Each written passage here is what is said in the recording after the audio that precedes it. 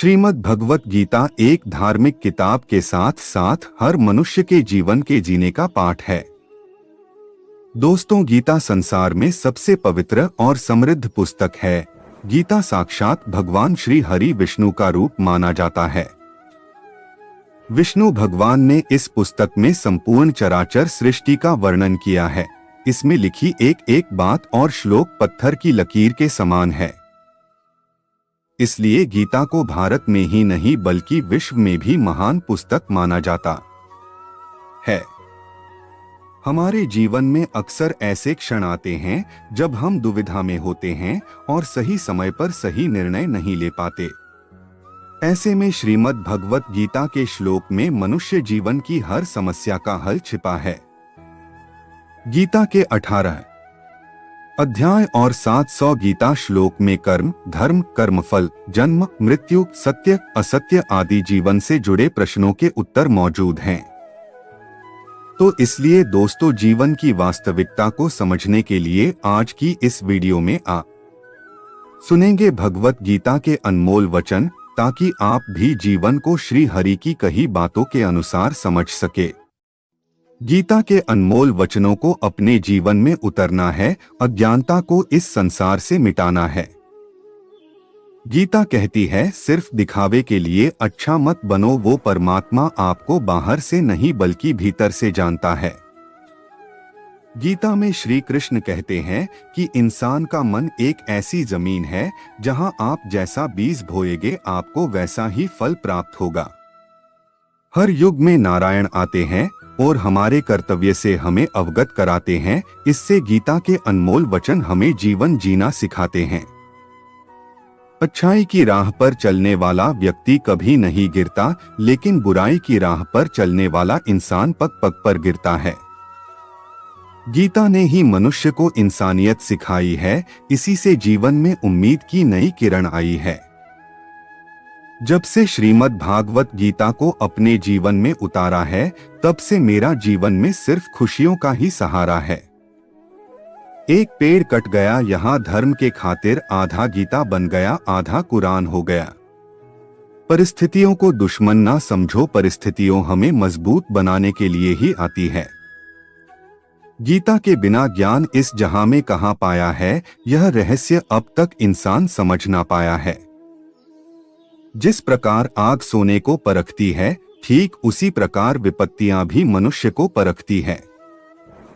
आपका व्यवहार ही आपका परिचय होता है और इसी से आपका जीवन साकार होता है।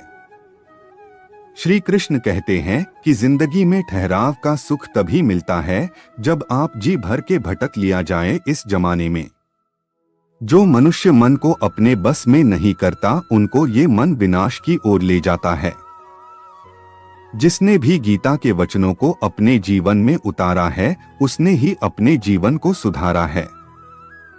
मैं तुम्हें कुरान सुनाऊं, तुम मुझे गीता सुना देना, और गीता के सार को जनवरी से जनवरी तक पहुंचाना। सुनो, भक्ति भाव से जीवन बिताना है, गीता के ज्ञान को मन में उतारना है। धर्म की राह पर तो मृत्यु भी वरदान है, अधर्म की राह में पुण्य भी श्राप के समान है। गीता श्री कृष्ण का दिव्य गीत है, ये भक्त और भगवान का मीत है। ये जिस इंसान के मन में श्रद्धा और आशाएं होती है, वो जिंदगी की हर परिस्थिति में जीतता है। तरकश से तीर निकालने वाला हर योद्धा महान नहीं होता, और इस संसार में अर्जुन जैसा धनुर्धर नहीं होता। क्यों कहते हो कि जीवन में दुखों का कोई दान नहीं? गीता पढ़ लो, फिर देखना कौन से कर्म का निदान नहीं। जब न्याय का फैसला सत्य के पक्ष में ना हो, तो शस्त्र उठाना आवश्यक हो जाता है। अपने हाथों में मैं गीता, जुबान पर कुरान रखता हूँ, खुद के भीतर मैं अब भी मैं एक जिंदा इंसान रखता हूँ। कुरुक्षेत्र से एक ज्ञान मिला जिसे हम गीता कहते हैं, जनकपुर से एक देवी मिली जिसे हम सीता मैया कहते हैं।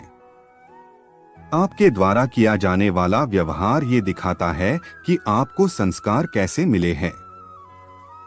आओ तुम भी मेरी गीता पढ़ो, मैं भी तेरा कुरान पढ़ता हूँ। आओ तुम भी आरती करो, मैं भी आह्वान करता हूँ। युद्ध भूमि में गीता ने ही सबको राह दिखाई है। गीता के बिना यहाँ मुक्ति किसने पाई है? हौसले को बढ़ाते रहो, अपने उत्साह के उमंग में हरदम कदम बढ़ाते रहो अपने मंजिल के गगन में। गीता और कुरान सब एक ही संदेश देते हैं, सत्य को जानो, यही श्री हरि विष्णु कहते हैं। तहजीब की अंगड़ाई में मरियम और सीता है, मेरी हर सांस में कुरान और धड़कन में भगवत गीता है। कल पुस्तक मेले से संजोकर अपना हिंदुस्तान ले आया मैं, एक ही झोले में गीता और कुरान ने आया। तुलसी पूजन कीजिए, रख गीता को हाथ, नीज अस्तित्व ना खोइए, रहे संस्कृति के साथ। निष्काम कर्म की एक ही है परिभाषा, तू बस कर्म कर, मत रखो फल की आशा। संसार की कोई भी वस्तु न सुंदर होती है और न खराब, बस देखने का नजरिया ही उसका करती है हिसाब। गीता के ज्ञान की ज्योति जगा दो, मन में हो हमेशा कर्म योग का उजाला रहे सदा जीवन में। मन को अगर अर्जुन सा जिज्ञासु बना लिया तो आपकी चेतना माधव अपने आप बन जाएगी। गीता ज्ञान की धार है, गीता जीवन का सार है, ज्ञान से प्रसिद्ध गुप्त है, पीवत से आत्मा तृप्त है। वेद पुराण और गीता को एकाग्रता से पढ़ना होगा, वर्तमान के परिस्थितियों से समझना और परखना होगा। मुझ पर विश्वास करो, मैं कभी आपको अकेला छोड़ने वाला नहीं, क्योंकि जहां कोई नहीं वहां भी मैं हूं। अपने लक्ष्य को स्पष्ट रूप से अपने अंतर्दृष्टि में देखते रहिए, अपने कर्म को सही दिशा में करते रहिए। भगवान श्री कृष्ण में आस्था है तो उलझन में भी रास्ता है। जब धर्म उतरता है रणभूमि में, तब सारे अस्त्र और शस्त्र अपने आप ही झुक जाते हैं। सर्वोपरि है राष्ट्र धर्म, मन में ना रखो कोई भ्रम, गीता का यही मर्म, करते रहो तुम निष्काम कर्म। गीता कुरान जैसी किताबें हमें जीना सिखाती है, फिर भी लोग जिंदगी को किताबों से अलग रखते हैं। जब से श्रीमद् भगवत गीता को अपने जीवन में उतारा है, तब से जिंदगी में धन दौलत और खुशियों का उजियारा है। यह अर्जुन की दुविधा है कि श्री कृष्ण की महिमा है, गीता कर्म की प्रतिभा है, भक्ति की गरिमा है। रामायण महाभारत और गीता हमारे जीवन को बेमिसाल बनाती है, हर समस्या का निदान देकर सभी के जीवन को महान बनाती है।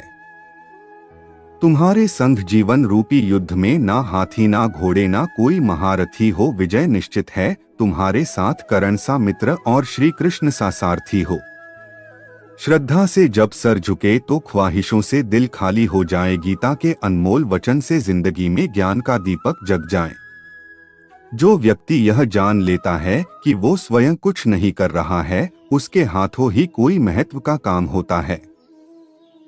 पेड़ का तना प्राकृतिक घटनाओं की जानकारी देता है, धीरज पुरुष का स्थिर मन ब्रह्मांडीय चेतना की जानकारी देता है। चलो तुम एक बात मानो, श्री कृष्ण की गीता को जानो, सभी सवालों के जवाब मिल जाएंगे, देखने के सारे नजरिया बदल जाएंगे। जीवन में अगर खुश रहना है तो अपने आप से प्रेम करना सीखो, केवल स्वयं से अपेक्षा रखें, अन्य से नहीं। श्री कृष्ण ने अर्जुन को गुरु बनकर डांटते हुए कहा, तुम विद्वान की तरह बात करते हो, लेकिन जो विद्वान होता है वह जानता है कि शरीर और आत्मा क्या होती है। इस शरीर का जन्म होता है और जिसका जन्म हुआ है उसका अंत होना निश्चित है, लेकिन आत्मा कभी नहीं मरती, अर्थात आत्मा अमर है। शरीर बाल्यावस्था से तरुणावस्था और फिर वृद्धावस्था में निरंतर अग्रसर होता रहता है, और उसी प्रकार मृत्यु होने पर आत्मा दूसरे शरीर में चली जाती है। जो व्यक्ति सुख तथा दुख में विचलित नहीं होता, अर्थात सुख दुख में संभाव रखता है, वह निश्चित रूप से मुक्ति के योग्य होता है।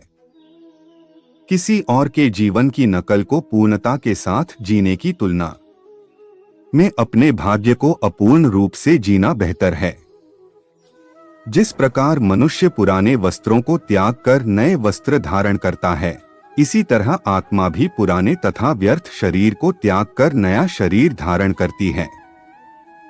आत्मा न तो किसी शस्त्र द्वारा खंड खंड किया जा सकता है, न अग्नि द्वारा जलाया जा सकता है, न ही आत्मा को जल गीला कर सकता है और न ही हवा द्वारा सुखाया जा सकता है। आत्मा सदैव शाश्वत, सर्वव्यापी, अविकारी स्थिर तथा सदैव एक सा रहने वाली है। आपको काम करने का अधिकार है, लेकिन काम के फल पर कभी नहीं। कर्म करो, फल की चिंता मत करो। तुम न तो कभी अपने आप को अपने कर्मों के फलों का कारण मानो और न ही कभी कर्म करने में आसक्त हो जाओ। अर्थात हार जीत की परवाह किए बिना बस अपने कर्म को महत्व दो। क्रोध से पूर्ण मोह उत्पन्न होता है और मोह से स्मरण शक्ति का विभ्रक हो जाता है। जब स्मरण शक्ति भ्रमित हो जाती है तो बुद्धि नष्ट हो जाती है और बुद्धि नष्ट होने पर मनुष्य भवकूप में पुनः गिर जाता है। अपने सभी कार्यों को भगवान पर केंद्रित मन के साथ करें, आसक्ति का त्याग करें और सफलता और असफलता को एक समान नजर से देखें। अध्यात्म का अर्थ है संभाग। तुम गुरु के पास जाकर सत्य को जानने का प्रयास करो, उनसे जिज्ञासापूर्ण होकर विनती करो और उनकी सेवा करो। गुरु तुम्हें ज्ञान प्रदान कर सकते हैं क्योंकि उन्होंने सत्य का दर्शन किया है। तुम्हारे हृदय में अज्ञानता के कारण जो संशय उठे हैं उन्हें ज्ञानरूपी शास्त्र से काट डालो। जो भक्ति भाव से कर्म करता है, जो विशुद्ध आत्मा है और अपने मन तथा इंद्रियों को वश में रखता है, वह सबों को प्रिय होता है और सभी लोग उसे प्रिय होते हैं। ऐसा व्यक्ति कर्म करता हुआ भी कभी नहीं बांधता। जिसने मन को जीत लिया है उसके लिए मन सर्वश्रेष्ठ मित्र है, किंतु जो ऐसा नहीं कर पाया उसके लिए मन सबसे बड़ा शत्रु बना रहेगा। जो ज्यादा खाता है या बहुत कम खाता है, जो ज्यादा सोता है अथवा जो पर्याप्त नींद नहीं लेता, उसके योगी बनने की कोई संभावना नहीं है। एक उपहार तब शुद्ध होता है जब वह दिल से सही व्यक्ति को सही समय पर और सही जगह पर दिया जाता है और जब हम बदले में कुछ भी उम्मीद नहीं करते हैं। कोई भी जो अच्छा काम करता है उसका कभी भी बुरा अंत नहीं होगा, चाहे यहाँ या आने वाले दुनिया में। वह सुख जो लंबे अभ्यास से आता है, जो दुख के अंत की ओर ले जाता है, जो पहले जहर के समान है लेकिन अंत में अमृत के समान है, इस तरह का सुख अपने मन की शांति से उत्पन्न होता है। हमेशा दूसरों के कल्याण को ध्यान में रखकर अपना काम करें। भगवान की शांति उनके साथ है जिनके मन और आत्मा में सामंजस्य है, जो इच्छा और क्रोध से मुक्त हैं, जो अपनी आत्मा को जानते हैं। नरक के 3 मार्ग हैं, काम, क्रोध और लोभ।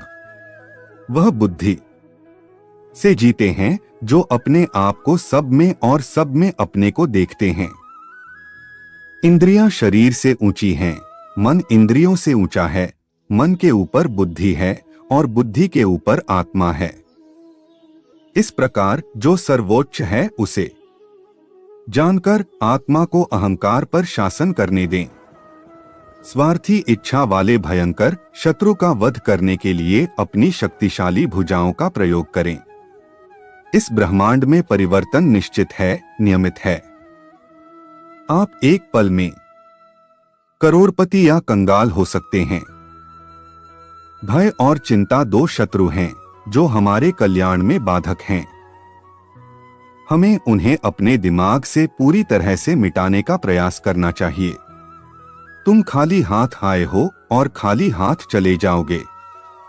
मनुष्य अपने विश्वास से बनता है। जैसा वह मानता है वैसा ही वह है। जो व्यक्ति संदेह करता है उसे कुछ हासिल नहीं होता। शंका करने वाला प्राणी कभी खुश नहीं रहता। जब मन व्याकुल हो तब कोई भी निर्णय न लें। भरे हुए मन से लिया गया निर्णय कभी सही नहीं होता। यदि आपका आपके मन पर नियंत्रण नहीं है तो आपका मन आपके दुश्मन के समान है। मन बहुत चंचल होता है। इसे वश में रखना मुश्किल है पर असंभव नहीं। अभ्यास से इसे वश में किया जा सकता है। जिसका जन्म हुआ है उसकी मृत्यु निश्चित है, इसलिए जो हुआ है उसका शोक व्यर्थ है। आप भविष्य को नहीं जानते, इसलिए आपने वाले कल की चिंता में आज दुखी मत होना। आप केवल भविष्य का स्वागत कर सकते हैं और इसको संवारने के लिए आज कर्म कर सकते हैं। आपके अधिकार में सिर्फ कर्म करना है, इसलिए कर्म करें, फल की चिंता न करें। जब कोई भी कर्म करने में आपको फल की चिंता नहीं रहती तो वो आपको जकड़ता नहीं है। जो हो रहा है वो अच्छा हो रहा है, जो होगा वो भी अच्छा होगा, इसलिए व्यर्थ चिंता मत करो। आज जो आपका है वो कल किसी और का होगा और परसों किसी और का, इसलिए व्यर्थ चिंता मत करो। आत्मा अमर है। शरीर तो सिर्फ मिट्टी है, आत्मा न पैदा होती है न मरती है। चाहे इस काल में या फिर आने वाले काल में कोई भी ऐसा व्यक्ति नहीं है जिसने अच्छे कर्म किए हों और उसका अंत बुरा हुआ हो। जब इंसान की जरूरत बदल जाती है तो उसके बात करने का तरीका भी बदल जाता है। अहंकार सर्वनाश की ओर ले जाता है। समय सबसे बलवान है। तुम इस धरती पर मेहमान हो, मालिक नहीं। इसलिए अहंकार छोड़ दो, जिसे तुम अपना समझकर मग्न हो रहे हो। बस यही भावना तुम्हारे दुखों का कारण है। मैं सभी प्राणियों का समान रूप से देखता हूं। न मुझे कोई कम प्रिय है न अधिक, लेकिन जो मेरी प्रेम पूर्वक आराधना करते हैं वो मुझ में निहित हैं और मैं उनके जीवन में आता हूं। अपने आत्मज्ञान की तलवार से अपने हृदय के अज्ञान संदेश को काटकर फेंक दो। उठो, अनुशासित रहो। यदि आप धर्म करोगे तो आपको ईश्वर से मांगना पड़ेगा, लेकिन यदि आप कर्म करोगे तो ईश्वर को आपको देना पड़ेगा। जिस प्रकार सूर्य उगते ही अंधकार मिट जाता है, उसी प्रकार सही ज्ञान की प्राप्ति से अज्ञान का अंत हो जाता है और सभी वस्तुएं अपने वास्तविक रूप में दिखने लगती हैं। जो व्यक्ति कर्म तो करता है परंतु वह स्वार्थ प्रेरित होकर फल की चिंता करता है, ऐसा व्यक्ति दुखी और बेचैन रहता है, क्योंकि उसे सिर्फ इस बात की चिंता रहती है कि फल क्या मिलेगा। उससे मत डरो जो वास्तविक नहीं है, न कभी था और न कभी होगा। जो वास्तविक है वो हमेशा रहेगा, उसे नष्ट नहीं किया जा सकता। लोग आपके अपमान के बारे में हमेशा बात करेंगे। सम्मानित व्यक्ति के लिए अपमान मृत्यु से भी बढ़कर है। क्रोध से भ्रम पैदा होता है, भ्रम से बुद्धि व्यग्र होती है। जब बुद्धि व्यग्र होती है तब तर्क नष्ट हो जाता है। जब तर्क नष्ट हो जाता है तब व्यक्ति का पतन हो जाता है। किसी दूसरे के जीवन के साथ पूर्ण रूप से जीने से अच्छा है कि हम अपने स्वयं के भाग्य के अनुसार अपूर्ण जिए। जो लोग मन को नियंत्रित नहीं करते, उनके लिए वह शत्रु के समान कार्य करता है। वह जो इस ज्ञान में विश्वास नहीं रखते, मुझे प्राप्त किए बिना जन्म और मृत्यु के चक्र का अनुगमन करते हैं। मन की गतिविधियों, होश, श्वास और भावनाओं के माध्यम से भगवान की शक्ति सदा तुम्हारे साथ है। लगातार तुम्हें बस एक साधन की तरह प्रयोग करके सभी कार्य कर रही है। एक उपहार तभी अच्छा और पवित्र लगता है जब वह दिल से किसी सही व्यक्ति को सही समय और सही जगह पर दिया जाए, और जब उपहार देने वाला व्यक्ति का दिल उस उपहार के बदले कुछ पाने की उम्मीद ना रखे। आत्मज्ञान की तलवार से काटकर अपने हृदय से अज्ञान के संदेह को अलग कर दो। अनुशासित रहो, उठो। मनुष्य अपने विश्वास से निर्मित होता है। जैसा वो विश्वास करता है वैसा वो बन जाता है।